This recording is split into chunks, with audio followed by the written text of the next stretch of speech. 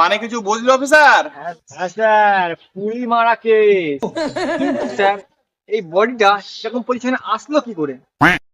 আমার কি মনে হয় জানো অফিসার, পুলি মারাতে গিয়ে আজের এই অবস্থা। ওভারডোজ হয়ে গেছে, নিতে পারেনি, হার্ট অ্যাটাক করেছে। So sad, so sad. Body উল্টাও, সার্চ করো, দেখো কি পাওয়া যায়। স্যার দেখুন, এখনো দাঁত কালাচ্ছি।